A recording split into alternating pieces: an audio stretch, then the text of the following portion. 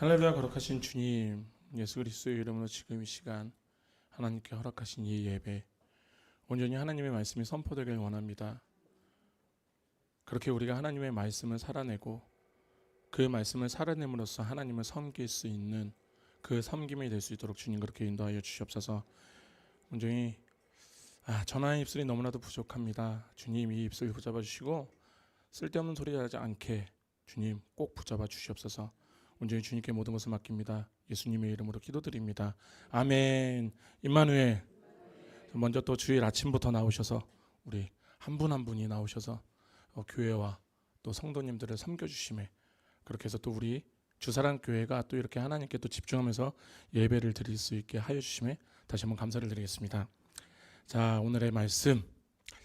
자, 지난 시간에는 19절부터 25절 말씀을 들으면서 하나님을 할 때 하나님을 영화롭게 하지 않았을 시에 나오는 우리 결말에 대해서 이야기를 했었죠. 그죠?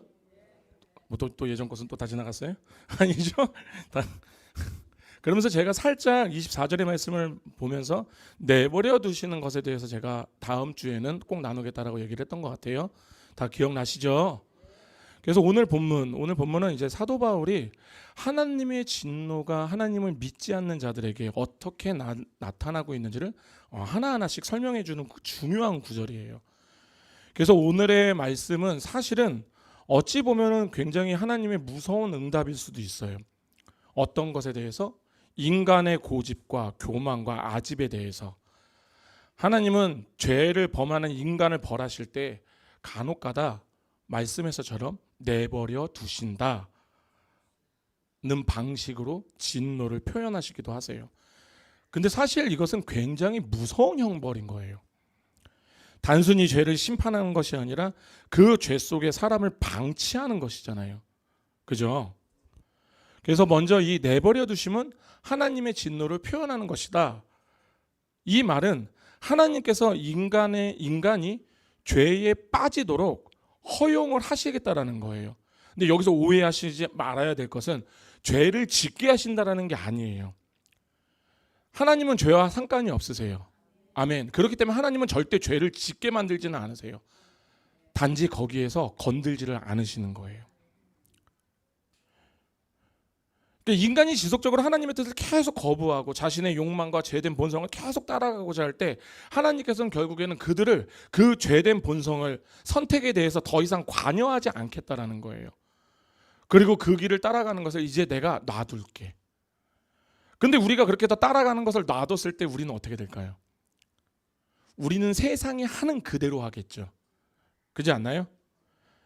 원래 우리는 하나님의 참견이 없으면 살아갈 수 없는 존재예요. 아멘. 우리 간혹가다 그런 기도하시잖아요. 하나님 이번만은 저 좀 놔두시고 그러다 하나님 진짜 놔두세요. 큰일 나는 거예요. 그런 기도하시면 안 돼요. 우리는 하나님이 계속 우리를 계속 참견을 하시는 게 너무나도 감사하다는 것을 아셔야 돼요. 그런데 이제 우리들은 그렇게 죄 가운데로 계속 걸어가게 되면은 하나님께서는 마지막 방법 중에 하나로서 그냥 내버려 두신대요. 방관하신대요. 제가 지난 시간에 말씀드렸었던 것 같아요. 죄는 점진성을 갖고 있어요. 점증성을 갖고 있어요. 점진성과 점진성은 똑같은 뜻이라고 보시면 돼요. 그렇다는 것은 뭐예요? 인간은 죄를 계속 지으면 지을수록 그 늪으로 빠져든다라는 거예요. 그러니까 로마서 1장 24절의 말씀에서 그러므로 하나님께서 그들의 마음의 정욕대로 더러움에 내버려 두사 그들의 몸을 서로 욕되게 하게 하셨으니 라고 말씀을 하십니다. 그러니까 여기서 하나님께서 내버려 두시면 인간의 더러운 죄를 더 이상 이제 더 이상 내가 건들지 않겠다라는 거예요. 그리고 네가 스스로 그 죄를 결과를 경험을 하라는 거예요. 이게 진짜 무서운 진노라는 걸 아셔야 돼요. 왜냐하면은 하나님이 인간에게 계속 간섭을 하지 않으면은 인간은 결국 자신이 버려진 그 죄 속의 구렁텅이에서요 헤어나오질 못한다라는 거예요. 그리고 그 끝이 뭐겠어요? 고통이라니까요. 우리 여기 계신 분들 다 아시잖아요. 우리가 죄 속에 들어가면 들어갈수록 우리는 힘들어요. 기쁘세요? 아유 나는 괜찮은 것 같은데 이런 마음은 없으실까 생각이 들어요. 그래서 저는 이 내버려 두심이 어떻게 보면 이 땅 가운데 살아가는 인간에게 하나님의 진노하시는 가장 두려운 방식 중에 하나가 아닐까라는 생각. 이 방식을 절대 좋아하시면 안 돼요. 하나님 저에게 잔소리 해주세요. 이게 아멘이어야 된다니까요. 근데 계속 하나님께서 말씀으로 잔소리하시고 때로는 단에서 선포하는 말씀으로 잔소리하시고 막 잔소리하시는데 그 잔소리 들으시면 또 이런 생각할 때 있죠. 아, 이 소리는 우리 김 집사님이 들어야 될 것 같은데 그분이 들으셔야 돼요. 자, 다시 한번 말씀드리지만 저는 표적 설교는 하지 않아요.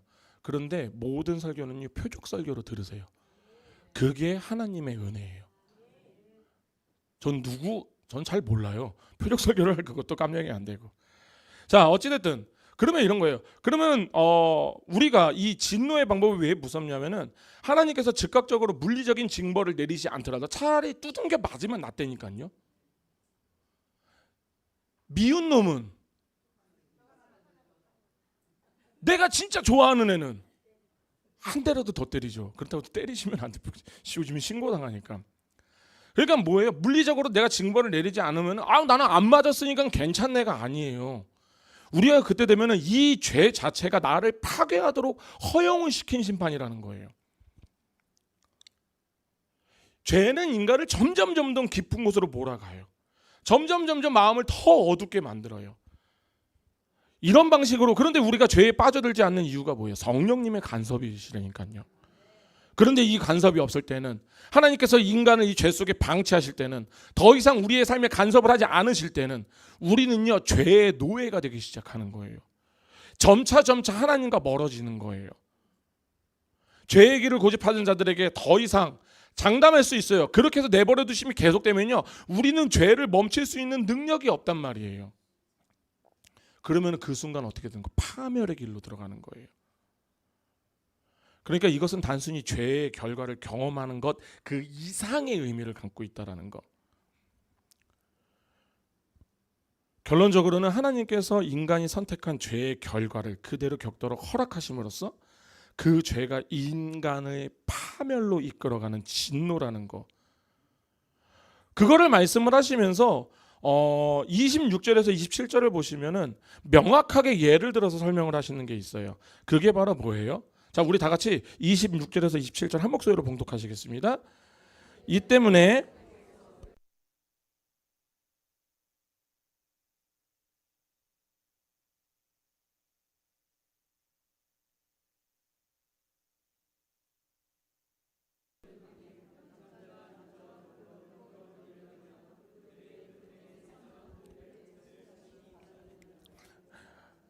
아멘. 왜 내버려 두셨다를 말씀을 하시면서 26절에서 27절을 말씀하셨을까?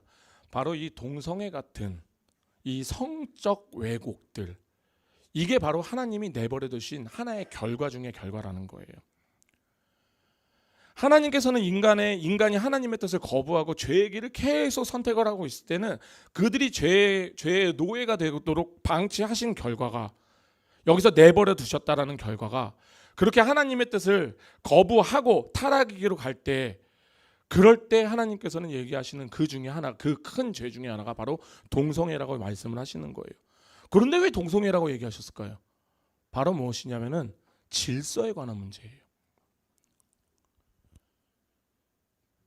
하나님은 질서이십니다. 아멘. 그런데 이 질서에서 떨어져 나간 행동이 뭐예요?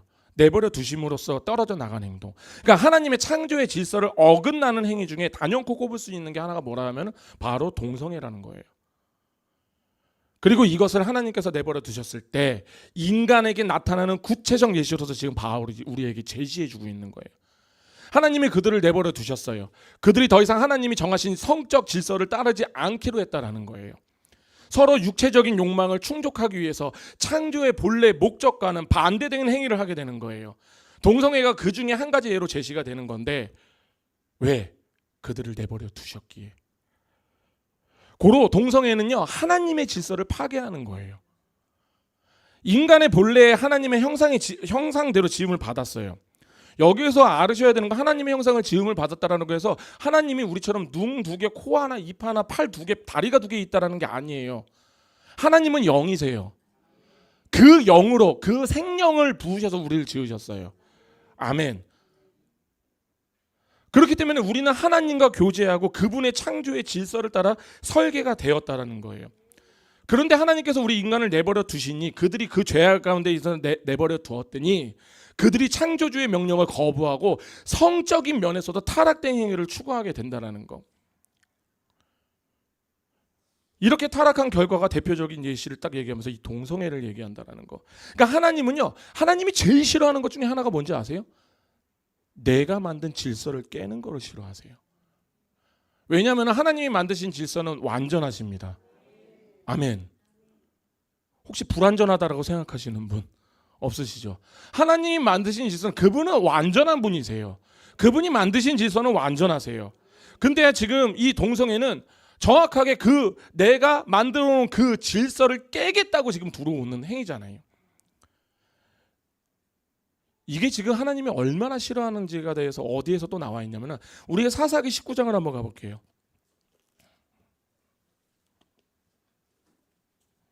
사사기 19장을 가시면은 어떤 레위인 사람과 그의 첩이라는 말씀이 있어요. 다들 아시는 말씀이죠. 다들 아시니까 제가 이 19장을 펼쳐놓고 제가 간단하게 설명을 드리겠습니다. 어떤 레위인의 첩이 있어요. 근데 다른 남자와 간음을 하고 도망을 갔어요. 그리고 그 레위인이 다시 그 장인의 집에 가서 그 첩을 데리고 와요. 그리고 첩을 데리고 막 오는 중에 기브아라는 성읍에 도착을 했고, 근데 어떤 노인의 도움에 의하여서 하룻밤을 그곳에서 유숙을 하게 돼요. 근데 19장 22절을 볼게요. 19장 22절을 보면 이렇게 써 있습니다. 그들이 마음을 즐겁게 할 때 그 성읍의 불량배들이 그 집을 에워싸고 문을 두드리기며 집 주인 노인에게 말하여 이르되 내 집에 들어온 사람을 끌어내라 우리가 그와 관계하리라 하니, 여기서 불량배들 있잖아요. 이 불량배들이 킹제임스 버전으로 보면, 그러니까 원어로 보게 되면은 벨리알의 어떤 아들들이라고 얘기해요. 근데 이 벨리알이 뭐예요? 사단이잖아요. 그러니까 지금 이 말씀만 보더라도 동성애를 저지르는 사람들은 하나님은 아예 그냥 사단의 자식이라고 얘기를 하고 있는 거예요. 그냥 어찌됐든 그 상황을 모면하고자 이 노인은 결국에 그 첩을 끌어내죠. 그리고 그들이 입에 담지도 못할 행동을 그 여인에게 해요. 그리고 그 여인은 죽어요. 그리고 나서 레위인이 그 여인의 그 첩에 시신을 잘라서 각 지파로 다 보내요. 그런데 30절의 말씀을 보겠습니다. 30절 다 같이 한 목소리로 읽겠습니다. 그것을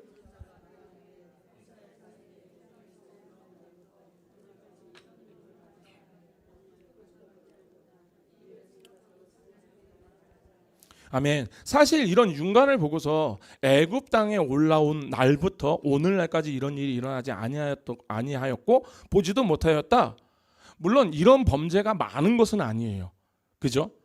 그런데 어찌됐든 이런 윤간의 행위는 지금 이 시대에서도 흔하지는 않지만 지속적으로 일어나고 있는 행위거든요. 그런데 왜 이들은 이 일을 가지고 애굽 땅에서 올라온 날부터 오늘까지 이런 일을 일어나지도 아니하였고 보지도 못하였다? 왜 이렇게 이야기하였을까? 거기에다 20장으로 넘어갈게요. 20장 2절을 보면 이렇게 써 있어요. 다 같이 한 목소리로 봉독하시겠습니다. 온 백성의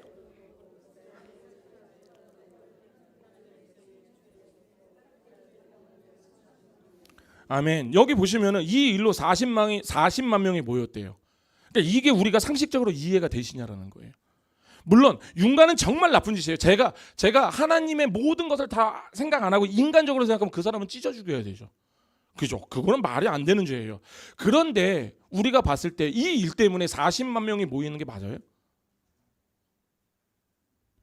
아니잖아요. 그런데 왜 이들은 모였을까? 이들이 바로 분노한 것은요, 윤간이 아니에요. 물론 거기에서도 화가 났겠죠. 근데 진짜 이들이 화가 났던 것은 애굽 땅에서부터 올라온 날부터 오늘날까지 이런 일이 일어나지도 않고 보지도 못하였다. 근데 뭐예요? 이 일을 행한 자가 누구예요? 사탄의 자녀들이 행한 일들. 이게 바로 뭐예요? 하나님의 질서를 무너뜨렸던 바로 동성애. 그렇기 때문에 이 동성애를 응징하기 위해서 12지파가 모였어요. 그리고 40만 명이 모인 거예요. 그러니까 하나님께서는 사실 이들의 동성애를 막을 수 있었죠. 기브와 성읍의 동성애가 넘쳐났잖아요. 이게 지금 한 사람의 일만의 얘기가 아닐 거란 말이에요. 그렇지 않아요? 만약에 그렇게 다른 큰 죄가 있으면 그 죄를 갖다 썼겠죠, 하나님이. 그런데 하나님께서는 거기서 딱 집어서 얘기해서 내가 그 남자와 관계하리라 라고 이야기하셨다라는 거. 그러면 지금 그 안에는 동성애라는 것이 여자를 순리대로 쓰지 않고 영리대로 쓰고, 남자를 순리대로 쓰지 않고 영리대로 쓰고, 남자가 남자를 탐하고, 이런 일이 거기에 대해서 엄청나게 성행을 했다라는 거예요. 그런데 왜 그럴 수밖에 없었을까? 바로 하나님이 내버려 두셨기 때문이에요. 왜 이들은 다 하나님의 질서를 깨트려 버리고 오히려 더 당당한, 지금 사실 그렇잖아요. 지금 이 땅 가운데 동성애 얘기하시는, 동성애 하면서 괜찮다라고 얘기하는 소위 깨어있는 목사도 아닌 것들이 있어요. 저는 그 사람들을 목사라고 얘기하지 않아요. 절대로 그렇지 않아요. 지금 현재 우리나라에 퀴어 신학이라고 아세요? 퀴어 신학. 퀴어 축제 아시죠? 그러니까 퀴어 신학도 아니에요, 이건. 근데 그냥 지네들이 가져다가 해서 신학이라고 이름을 붙여서, 근데 이게 지금 한국 교계 내에서 스리슬쩍 지금 자리를 잡고 있어요. 이 퀴어 신학의 근간은 뭐냐면요, 성경의 무호성과 물론 영광과 정경성을 절대 인정하지 않아요. 66권의 다양한 문서를 이용해서 성경을 해석해도 된다라는 입장이에요. 물론 다른 문서를 통해서 도움을 받을 수 있다고 저는 생각을 하거든요. 저 같은 경우도 요세푸스 같은 역사서나 이런 것들을 좀 자주 많이 봐요. 그런데 저는 요세푸스의 역사서를 통해서 말씀을 준비하지 않아요. 우리의 말씀은요, 모든 설교는요, 모든 말씀은요, 성경이 근간이에요. 아멘. 어쩌면 오늘 말씀과 동떨어진 이야기가 될 수도 있는데 어찌됐든 맥은 하나일 거예요. 제가 몇 주 전에 이런 말씀을 드렸어요. 우리가 은사로 하나님을 체험하려고 하는 거, 기도로 하나님을 만나려고 하는 거, 이게 굉장히 위험한 것이다라고 제가 말씀을 드렸던 것을 기억하실 거예요. 전 다시 한번 말씀드립니다. 은사를 통하여서 하나님을 만날 수 있어요. 기도를 통하여서 하나님을 만날 수 있어요. 그런데 우리가 그 체험적인 것에만 매달리면 안 된다라고 얘기를 하는 거예요. 왜냐하면은 이 모든 것의 기반은요, 성경에서 이야기하시는 하나님의 성품에서 기반을 해야 돼요. 하나님의 속성에 부합하지 않으면요, 그러니까 우리가 어떤 은사적 행위가 있어요, 어떤 기도가 있고 어떤 모든 것들이 있을 수 있어요. 그런데 만약에 우리가 성경을 통과하지 않고 그것이 검증이 되지 않으면 그거는 무당 국거리하고 다른 게 하나도 없어요. 그거는 무당이 국거리하는 것보다 더 나쁜 거예요. 왜냐하면은 하나님이 말하는 그것을 이야기하는 것이 아니라 자기가 이야기하고 있는 거잖아요. 그게 뭐예요? 하나님이 말씀하신 성경의 근간을 흔들어 버리는 거예요. 그렇기 때문에 기준이 없는 기도 있잖아요. 그건 기도가 아니에요. 기준이 없는 은사 있잖아요. 그거는 은사가 아니에요. 기준이 없는 하나님의 체험은요, 절대 그거는 하나님의 체험이 아니에요. 제가 그래서 누누이 귀에 딱지가 않도록 말씀을 드린 것. 영생은 하나님은 아는 것이다. 아멘. 그런데 이 하나님이 어디에 계시가 되어 있냐라는 거예요. 바로 우리 성경에 계시가 되어 있다라는 거예요. 그렇기 때문에 우리가 하나님의 말씀을 듣고 이 말씀을 가지고 예배가 끝난 후에 이 설교를 듣고 묵상을 하고 또 나아가서 우리가 소그룹 예배를 통하여서 또 다시 묵상하고 또 우리가 다짐도 하고 결단도 내리고 할 수 있는 거잖아요. 이렇게 하나님을 알아가기 위해서 하나하나 노력을 하고 열심을 내고 그럴 때 하나님이 원하시는 기도와 하나님이 원하시는 은사적 행위를 할 수 있는 거예요. 하나님이 원하시는 사랑을 할 수 있는 거예요. 근데 이 근간이 뭐다? 성경에서 말씀하시는 하나님의 성품과 맞아야 돼요. 근데 이 퀴어 신학을 하는 사람은 뭐냐면 성경 외에도 외경과 위경과 그리고 다른 어떤 책에서든지 하나님의 진리를 발견할 수 있다라고 말하는 거예요. 이건 어떻게 보면 되게 굉장히 진보적이고 되게 괜찮아 보이는데 이게 말이 안 되는 거라고요. 저는 성경을 굉장히 신뢰하는, 성경은 저의 신뢰예요. 제가 그냥 하나 간단하게 말씀을 드리면은 성경은 1600년이라는 시간 동안 40여 명에 의하여서 만들어진 책이 이 책이에요. 그리고 이 성경은 어떤 분의 영감으로 만들어졌어요? 하나님의 영감으로. 우리 디모데후서 3장 16절에 이렇게 나와 있죠. 모든 성경은 하나님의 감동으로 된 것으로 교훈과 책망과 바르게 함과 의로 교육하기에 유익하니. 아멘. 그러니까 우리가 이제 핸드폰으로 딱 보면 핸드폰에 가끔가다 문자 딱 오잖아요. 아무렇지도 않게 그냥 딱 눌렀는데 갑자기 페이지가 확 바뀌죠. 다른 거 막 나오잖아요. 그럴 때 있죠. 그걸 우리가 링크를 걸어놨다 그러거든요. 그런데 어떤 이제 신학자가 이 성경을 궁금한 거야. 도대체 어떻게 연결이 되어 있을까? 그래서 성경의 말씀, 창세기 1장 1절부터 요한계시록 22장 21절의 말씀까지를 하나하나씩 연결을 하기 시작해요. 모든 데이터들을 통하여서 연결을 하기 시작을 해요. 근데 되게 놀라운 것은 그 가운데서 몇 번이나 연결이 되는지 아세요? 6만 5천 번 이상이 연결이 돼요. 이거는 잘 모르시겠지만 굉장히 놀라운 일이에요. 1600년 동안 40여 명의 저자들이 있는데 그 성경이 구약부터 신약까지 다 물린다라는 거예요. 그러면 또 이렇게 얘기하면 또 우리 그럼 신천지가 이야기하는 저기 말씀에 짝이 있고 굉장히 일리 있어 보이죠? 아니에요. 말씀은요 하나라는 거예요. 모든 말씀이 짝이 있는 거예요. 걔네들이 이야기하는 것처럼 이 말씀에 이 짝이 있고 이 말씀에 이 짝이 있는 게 아니에요.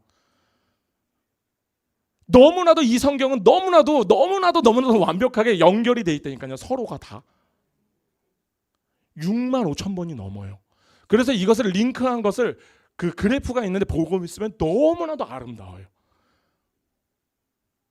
그리고 더 나아가서 제가 이 성경을 굉장히 그냥 신뢰하는 이유는 단 하나예요. 이 성경은요 한 번도 변한 적이 없어요.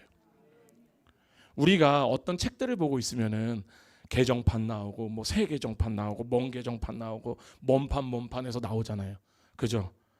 그런데 하나님은요 이 성경을 단 한 번도 리뉴얼을 안 하세요. 만약에 하나님께서 오늘 우리에게 계시를 주셔서 오늘 하루를 살게 하신다면은 하나님께서 이 성경을 주셨을까요? 아니요, 안 줬을 거예요. 왜냐하면은 몇천 년이나 된 이 곰팡이 쓰는 만나를 왜 줬겠어요? 난 당장 오늘 기도해서 하나님의 음성을 들을 수 있고 그 음성대로 가기만 하면은 새로운 만나가 하루하루 떨어지는데. 그런데 하나님께서 왜 이걸 주셨을까요? 그리고 왜 이것을 한 번도 바꾼 적이 없었을까요? 한 번도 고칠 이유가 없으셨기 때문이에요. 이게 하나님의 자신감이라고 생각하거든요. 저는 그리고 이 자신감이 너무 좋아요. 그런데 이 퀴어 신학을 하는 이 양반들의 생각은 이런 태도예요. 성경을 사람들의 역사하고 사회적인 인간의 중심의 입장에서 인간의 삶을 다룬 종교적 책으로 그냥 전락시켜 버리는 것밖에 안 돼요. 하나님의 말씀이라는 성경의 권위와 기준을 다 허물어 버린 거예요. 그리고 지네들 굉장히 있는 것처럼 포스트 모더니즘의 그 시각을 통해서 독자가 각각 개개인이 해석하는 대로 그것이 힘을 갖고 있는다라고 말하고 있는 거. 그러면 뭐예요? 성경을요 결국에는 성경의 관점, 하나님의 관점으로 안 보겠다라는 거잖아요. 지혜의 관점으로 보겠다라는 거죠. 그렇게 각자의 입장에 따라서 해석하고 그것에 따라서 각자 제각각 신앙의 형태를 이어가도 된다라고 이야기를 하고 있는 거예요. 그러니까 아까 제가 말씀드린 거예요. 아까 말씀드린 은사와 기도로 체험을 하려고 하나님을 만나려고만 하는 거죠. 똑같은 맥락이라니까요. 맥이 똑같아요.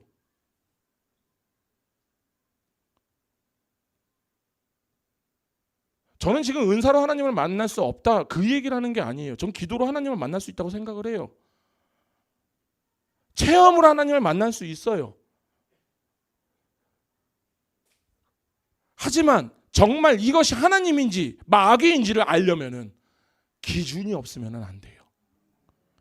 하나님의 기준이 제대로 서야지만. 그러니까 있잖아요. 사실은 체험적으로 은사적으로 기도로서 하나님을 더욱더 잘 만나고 싶잖아요.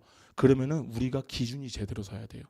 기준이 더 제대로 쓰면 제대로 쓸수록 우리는 하나님을 더 잘 봐요.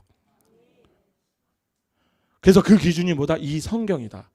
그런데 이 목자 같지도 않은 이것들이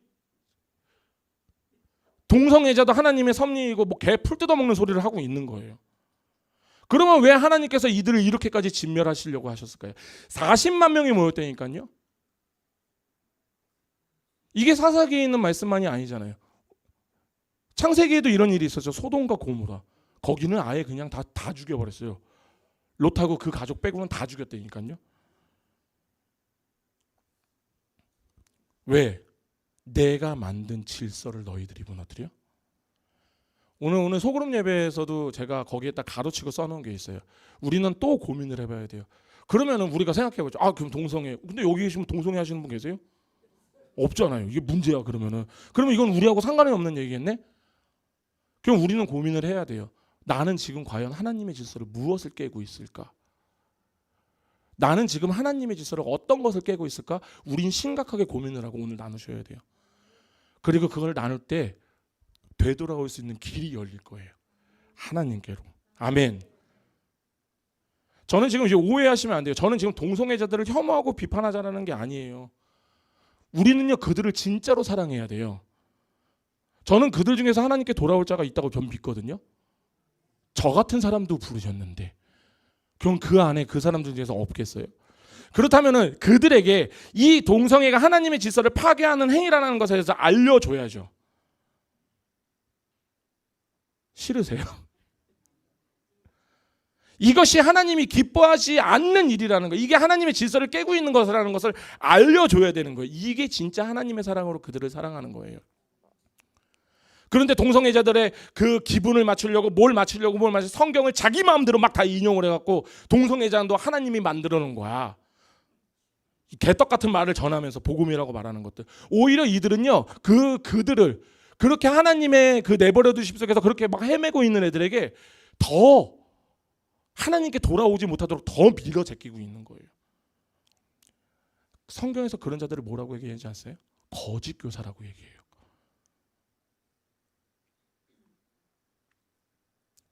그런데 이들도 되게 재미난 거예요.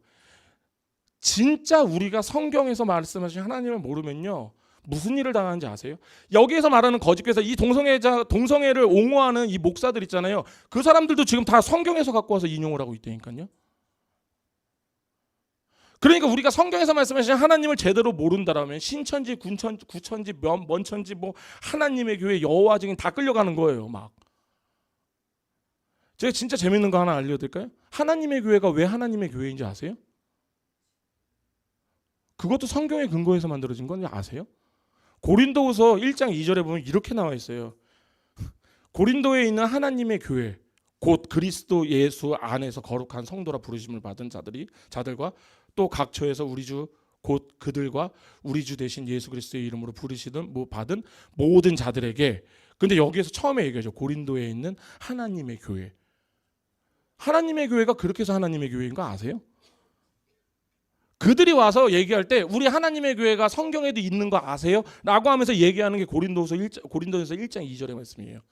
그래서 우리 교회가 하나님의 교회입니다. 그러니까 우리 교회는 괜찮은 교회입니다. 그런데 이것을 제대로 모르면 어떻게 돼요? 진짜 하나님의 교회가 성경에 있었네?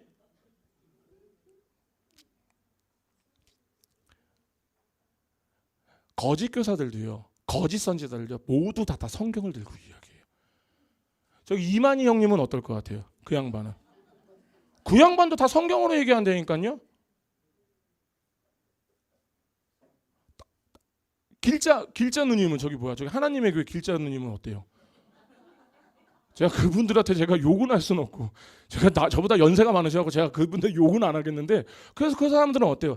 다 똑같이 성경으로 얘기하고 있다니까요. 그러니까 우리가 성경에 대한 기준이 없잖아요. 그러면 아무것도 안 돼요. 오히려 더 이상한 곳으로 더 빠져들어가요. 자, 전 다시 한번 말해요. 저와 또 우리 교회는요, 동성애자들을 혐오하자라는 게 아니에요. 진짜 그들을 사랑했으면 좋겠어요. 동성애와 동성애자들은 다른 거예요. 저는 동성애는 절대 반대예요. 말도 안 되는 거, 제 목에 칼이 들어와도 동성애에 대해서는 저는 절대 하지 않아요. 근데 우리는 동성애자들을 사랑해야 돼요. 사랑하기 싫으시죠? 사랑해야 돼요. 근데 그들을 하나님 앞으로 데려와야 돼요. 우리가 그렇게 왔잖아요. 그지 않아요? 동성애는 하나님의 질서를 무조건 파괴하는 제일 악한 행위예요.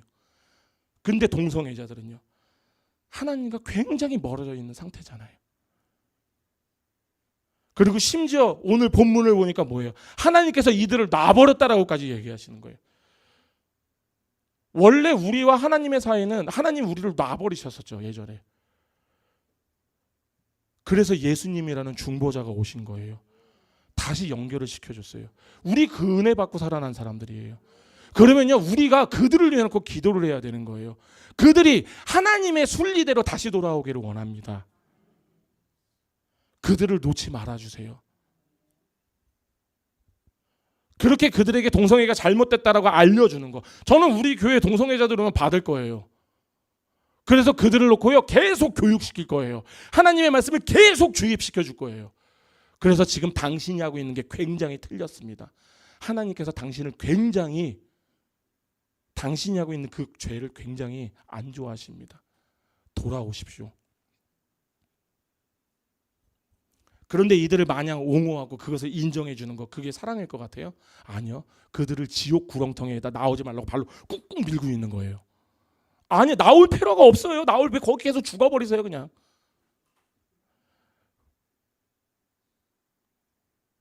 동성애는 틀린 거예요. 다른 게 아니에요. 틀린 거예요. 이런 것들이 만약에 하나님의 질서에서 괜찮은 것이라게 되면 그 이후에 파생되는 것들, 거기와 같이 동반되는 것들, 또 뭐가 있어요? 성적 문란함 있잖아요. 지금 이 땅 가운데 어때요? 난리예요, 난리.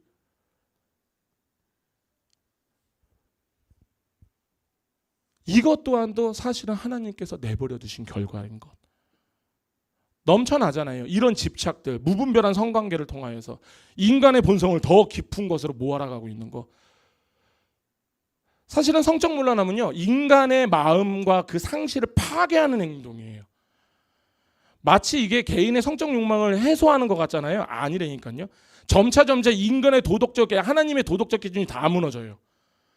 그렇게 되면 어떻게 돼요? 하나님께서 주신 결혼관이 있잖아요. 하나님께서 주신 사랑관이 있다니까요. 그것이 뭔지 아세요? 존중이에요. 상호간의 존중이 되어야 되는 거예요. 이것이 무너지는 게 뭐예요? 성적 문란함을 넘어가게 되고 동성애로 넘어가 봐요. 그들은요, 상대방을 위해서 사는 사람들이 아니라 자기의 성적 욕구를 충족하기 위해서 사는, 성적으로 완전히 뒤집어진 사람들이에요. 그래서 그 사람들을 우리는 성중독자라고 얘기를 하죠. 자신만의 쾌락을 찾는 자들. 그러니까 우리 청년들, 여기 계신 우리 청년들도 제대로 알고 있어야 돼요. 왜냐하면 우리 청년들은 이제 결혼하는 시기들이 다 다가왔기 때문에. 혹시 우리 권사님들 중에서 결혼할 시기가 다가오신 분들이 계시면은 같이 들으시면 좋아요.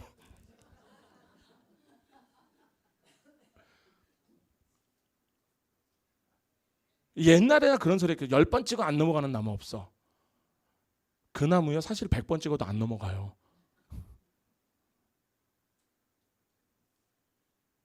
근데 내가 10번 찍어 안 넘어간 나무 없어, 막 이런 생각해갖고 막 이상한 짓 하시는 분들이 계시단 말이에요. 젊은 친구들 잘 들으셔야 돼요, 진짜. 그런 것들이 잘못되면요, 나중에는 범죄로까지 넘어가는 거예요. 여하튼 이 성적 문란함에 빠지고 있는 것들, 이 사람은 더 이상 하나님께서 이야기하시는 그 성적 순결을 지키지 않겠다라는 거, 자기의 욕망만을 자기의 욕정만을 채우겠다라는 거. 그러니까 더 큰 자극들만 찾아다니잖아요. 이해가 되시나요? 어찌 보면 이거는 좀 듣기 싫은 소리일 수도 있어요. 그런데 우리가 이렇게 해서 하나님의 질서가 파괴되는 것 가운데서 이런 것들을 우리가 제대로 모르면요, 어떤 것도 우리가 알 수가 없어요. 그럼 우리가 이 모든 것을 볼 때 하나님께서 내버려 두심을 통하여서 동성애나 성적 문란함, 또 다른 것들, 여기 계신 분들 오늘 제가 고민하라고 얘기했잖아요. 나는 지금 어떤 하나님의 질서를 파괴하고 있는 것인가? 이 모든 것들이 내가 하나님을 거부하고 스스로 욕망을 따르고 생겨난 결과라고 말씀을 하고 있는 거예요. 그래서 하나님께서 그들을요, 그 죄 가운데 내버려 두셨대요. 그러니까 그들이 더 이상 하나님이 정하신 그 질서를 따라가지 않고 점차 더 이상한 곳으로 말려 들어가는 거예요. 그러니까 이 이야기는요, 성경의 기본 원리예요. 죄는 죄를 낳아요.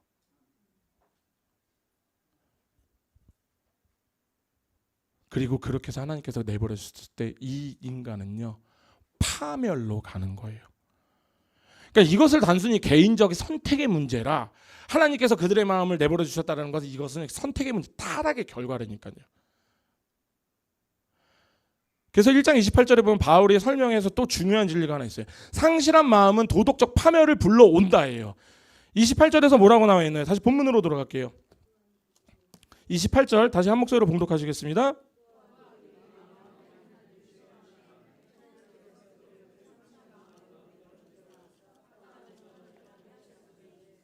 아멘. 여기서 보시면 상실한 마음, 상실한 마음은 뭐라고 얘기했어요? 하나님을 두기를 싫어하는 마음. 그러니까 뭐예요? 하나님을 떠난 결과라고요. 그래서 여기서 상실한 마음이 무엇일까요? 상실한 마음은 하나님의 도덕적이고 윤리적인 기준을 잃어버렸다는 상태예요. 그러니까 이 상실이라는 단어가 헬라어에서 아도키모스라는 뜻인데, 아도키모라는 단어에서 온 건데, 시험에 떨어진 혹은 자격을 잃은 상태를 의미하는 거예요. 그러니까 즉 하나님의 관계가 끊어진 결과로서, 그러니까 시험에서 떨어진 거고 자격을 잃어버린 상태가 된 거라는 거예요. 그러니까 뭐예요? 자격을 잃어버렸어요. 그러니까 내가 옳고 그름이 분별이 안 되는 거라니까요. 이것이 바로 하나님을 잃어버림으로써 내 스스로를 파멸의 길로 몰아가고 있는 거. 그렇게 해서 하나님이 없는 상태이니 기준이 누가 되겠어요? 내가 되겠죠. 내가 기준이 되니 우리가 무슨 짓을 하겠어요? 그냥 내가 보기 좋은 것만 할 거 아니에요. 그래서 로마서 1장 28절에서는 그들이 마음에 하나님을 두기 싫어하며라는 표현으로서 인간이 지금 하나님을 적극적으로 거부를 했다라고 이야기를 하는 게 있는 거예요. 우리 지난 시간에 제가 말씀을 드렸죠. 우리는 하나님을 알대로 시작을 한다니까요. 우리는 모든 인간이 하나님을 알 수 있는 지적 설계가 되어 있다라는 거예요. 그런데 이 인간이 자기 스스로의 지혜와 이성에 의지해서 하나님을 멀리하기 시작하였고 자신의 욕망을 따라가려고 하였고, 그러니까 하나님께서 그들을 딱 보시면서 더 이상 그들을 교정하지 않으시겠다라는 거예요. 바늘 도둑이 소도둑 되는 거예요. 이런 상실한 마음이 그런 거예요. 처음에는 우리가 이 땅 가운데 나가서 이 세상에 나가서 살아갈 때 작은 도덕적, 하나님과 상관없는 작은 도덕적 타협이 시작이 될 수도 있어요. 아주 작은 것. 그런데 그것이 점점 커지면요, 소도둑 되는 거라니까요.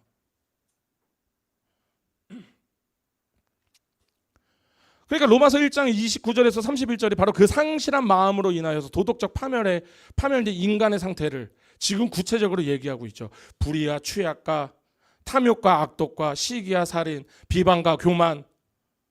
그리고 30절에서 31절 보세요. 비방한 자요, 하나님을 미워하는 자요, 능욕하는 자요, 교만하는 자요, 자랑하는 자요, 악을 도모하는 자요, 부모님을 거역하는 자요, 우매한 자요, 배약하는 자요, 무정한 자요, 무자비한 자요. 이 죄들을 보시면 무슨 생각이 드세요? 이 죄는 어디서 나오는 것 같아요? 기준이 하나님이 아니라 기준이 나이기 때문에 나오는 죄라니까요, 다.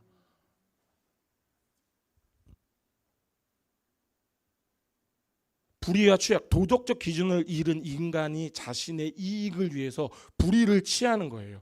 불의를 행하는 거, 추악한 일을 즐기는 거. 여기서 이야기하는 불의의 원어가 뭔지 아세요? 불공정 범죄 위반이라는 뜻도 있는데 또 다른 뜻이 있어요. 상해하다, 위해를 가하다가 있어요. 그럼 내가 뭔가를 갖기 위해서 누군가를 아무렇지도 않게 위해를 가할 수 있다는 것을 이야기하고 있는 거예요. 탐욕과 악독은요, 상실한 마음이 끝없는 욕심을 만들어내는 거예요. 시기와 살인은요, 우리가 살인 왜 하는 것 같아요? 우리가 왜 시기해요? 자꾸만 날 건들거든. 비방과 교만은요, 비방이 왜 있어요? 우리가 사실 우리가 정신 멀쩡한 상태에서 차라리 세상 사람들은 술 먹으면서 뒷담화를 까잖아요. 뒷담 깐다 이런 소리 하면 뒷담을 하잖아요. 근데 우리는 어때요? 가끔 가다 보면 아무렇지도 않다니까 멀쩡한데도 아무렇지도 않게 뒷담을 하고 있을 때 있죠. 그런데 우리 뒷담하고 있을 때 가만 보고 있으면 뭔지 아세요? 내가 그보다 낫다예요. 내가 그보다 나아서 그러는 거예요. 그러니까 이 모든 것들을 다 보고 있으면요, 다 나를 위해서 하는 일이에요. 다 자신의 이익을 위해서, 자신의 욕심을 위해서 내가 제일 높아져야 되니까.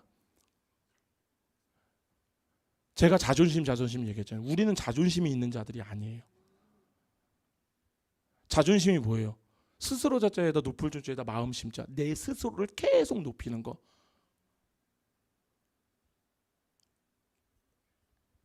그런데 이 자들의 죄의 정점이 뭔지 아세요? 32절이에요. 한 목소리로 봉독하시겠습니다. 그들이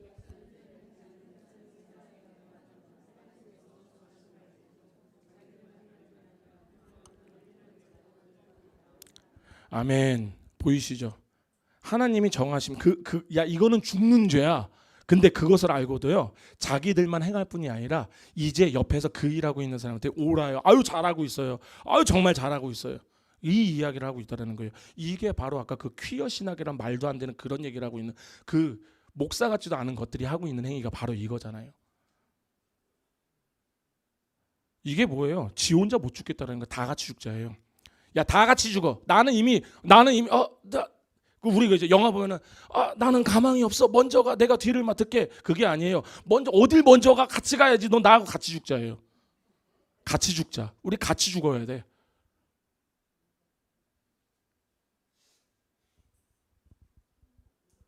현대 사회에서 지금 우리가 살고 있는 이 현대 사회에서 이 상실한 마음의 결과들이 나타나 안 되니까요.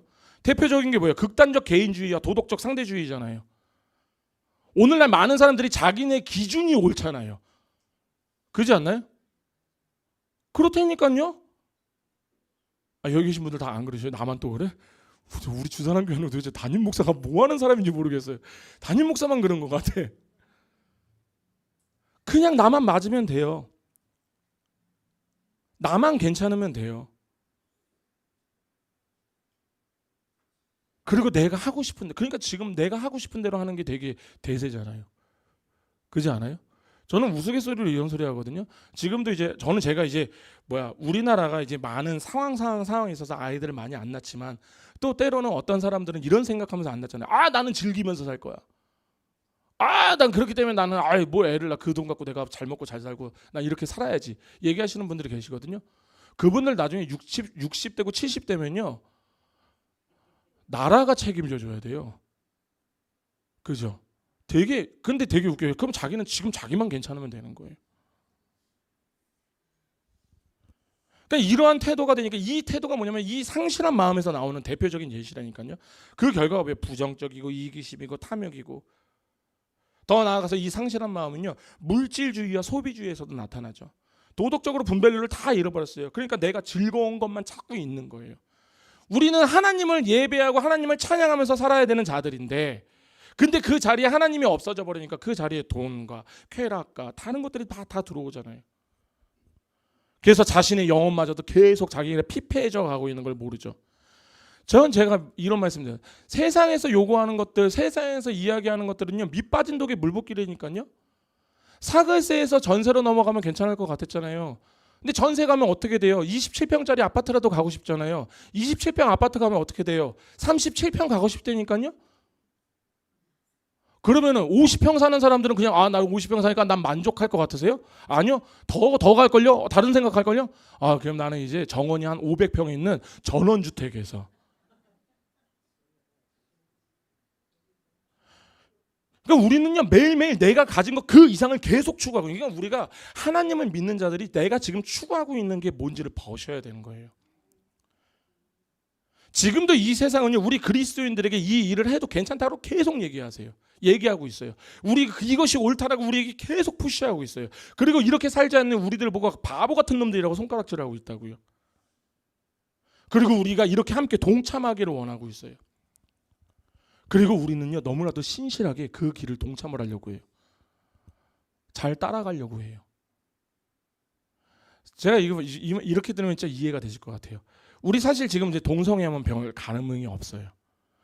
우리 처음에 동성애 막 이런 얘기 나왔을 때 지금 사실 그렇잖아요. TV에서도 맨 처음에 동성애 막 이런 것들 드라마 만들고 했을 때요. 아예 방송이 안 됐었다니까요. 말이 안 되는 거였다니까요. 그런데 지금 어때요? 아무렇지도 않게 방송이 돼요. 별 감흥이 없었어요. 지금은 별 감흥이 없어요. 근데 우리 처음에 났어요. 화들짝 놀랐어요. 어디 저런. 근데 지금 많이 무덤덤해졌잖아요. 이게 우리가 조심해야 되는 것 중에 하나예요. 이 세상은요, 우리에게 끊임없이 자기네들의 가치관을 계속 가랑비에 옷 젖듯이 우리에게 계속 적셔와요. 그러니까 우리가 어느 순간 되게 무덤덤해지고 있는 거예요. 그래서 동성애를 아예 지지하는 목사 같지도 않은 것들이 나오는 거예요. 자, 이제 말씀을 정리하겠습니다. 자, 그러면은 우리가 오늘 딱 봤을 때 하나님이 내버려 두신다라는 것은 정말 무서운 심판인 거예요. 자기가 지옥 구렁텅이로 어떻게 끌려가고 있는지도 모를 정도로 끌려가고 있는데도 거기에서 헤어나오지를 못하고 있는 거예요.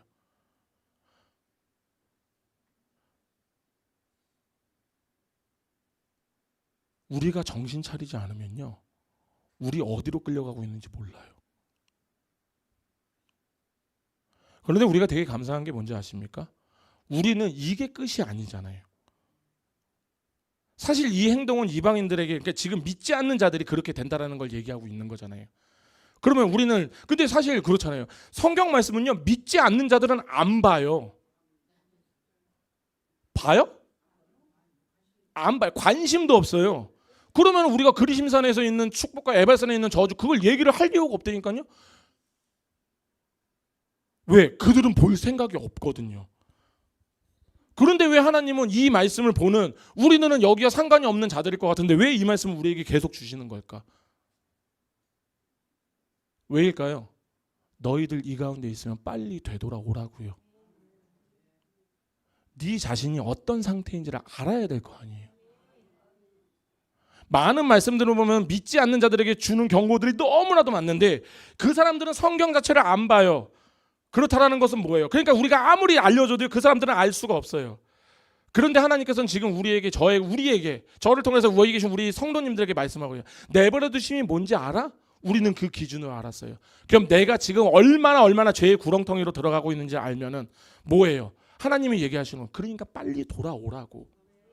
빨리 오라고. 그러니까 우리는 항상 그리스도 안에서 회복할 수 있는 특권을 가진 자들이라니까요. 어떤 죄도요, 하나님의 은혜보다 크지가 않아요. 그러니까 회복의 특권이라고 해서 이 회개라는 거 있잖아요. 저는 이 회개를 가지고 방종을 떨라는 얘기가 아니에요. 나 회개할 수 있으니까 난 이렇게 살아야 돼, 저렇게 살아야 돼, 그런 얘기하는 게 아니에요.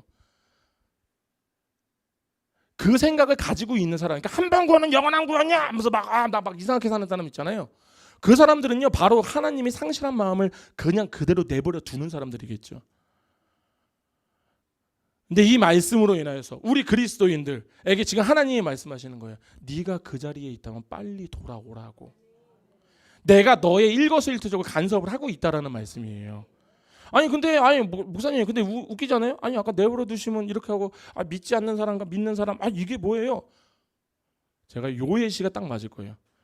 그 집안에 꼭 말 안 듣는 아들들이나 있을 거예요, 다들. 그죠? 저에게도 되게 많이 하셨던 분이 한 분 계세요. 그런 얘기를.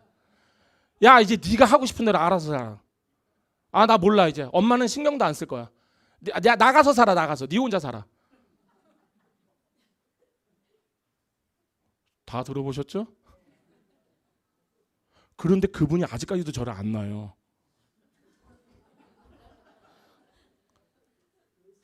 이해가 되세요?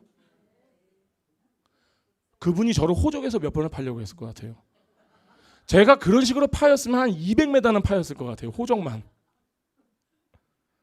그런데 아직까지도 저는 호적이 파인 적이 없어요.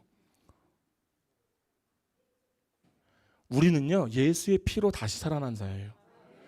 장자들의 모임에 들어갔다고요.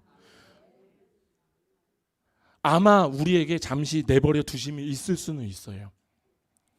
그러면요, 오늘 말씀을 통해서 내가 지금 하나님이 나를 내버려 두셨나?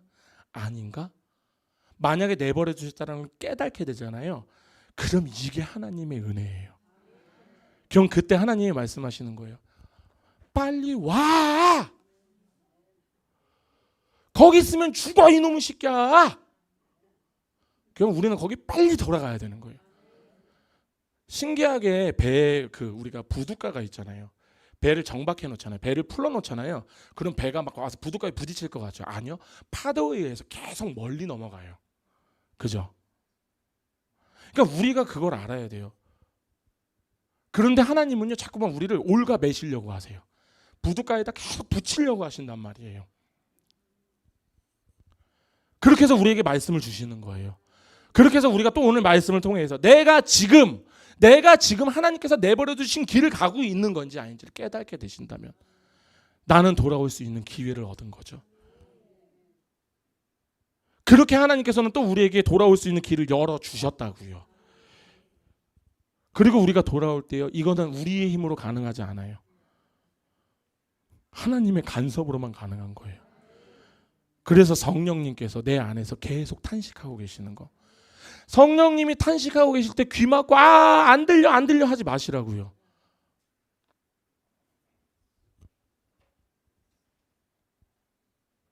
예수님의 피는요, 죄의 가장 깊은 구렁텅이에 있는 우리를요 끌어내신 거예요. 그 예수 그리스도의 그 십자가가 우리의 죄와 허물과 그것 때문에 못 박히셨다고 하시잖아요.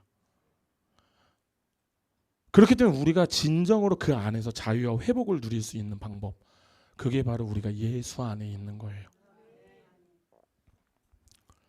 그렇게 지금 예수님께서는 죽음과 부활을 통해서 하나님의 앞에 있는 구원의 문을 우리 앞에서 활짝 열어놓으셨어요. 그런데 우리 지금 어떤지 한번 보셨으면 좋겠어요. 다시 살리겠다고 하나님은 다시 우리를 부르고 있는데 나는 죄가 좋다고 나는 다시 거기로 겨들어가고 있는 것은 아닌지.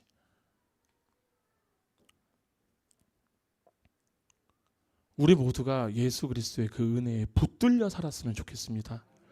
그분의 사랑과 희생을 통하여서 우리는 그 상실한 마음에서 벗어났어요. 그리고 그 자녀로 삼아 주셨어요. 우리는 그렇게 도덕적 영적으로 회복이 되었어요. 그거를 우리는 거듭남이라고 해요. 우리는 거듭났어요. 지키시기를 바랍니다. 그렇게 되기를 예수님의 이름으로 축원합니다. 기도하시겠습니다. 할렐루야. 거룩하신 주님, 예수님의 이름으로 지금 이 시간 아버지의 말씀을 전하였습니다. 주님, 그럼에도 불구하고 내버려 두시지 않은 주님 감사합니다. 이 세상은 우리들을 그렇게 주님, 그런데 그럼에도 불구하고 우리를 붙잡아 주시는 주님, 어떻게든지 주님 안에서 살게 해주시는 주님, 그런데 우리는 너무나도 모자라서 그 주님의 간섭함을 때로는 오히려 주님께 기도합니다. 간섭하지 말라고요. 주님, 이런 우리의 죄를 용서하여 주시옵소서. 그렇게 깨달았다면 주님, 이제 주님 안에서 그 간섭함이 얼마나 감사한 은혜인지를 깨닫게 하여 주시옵고, 그렇게 성령님의 탄식하심 그 하나하나에 반응하는 자들이 될 수 있도록 주님 그렇게 인도하여 주시옵소서.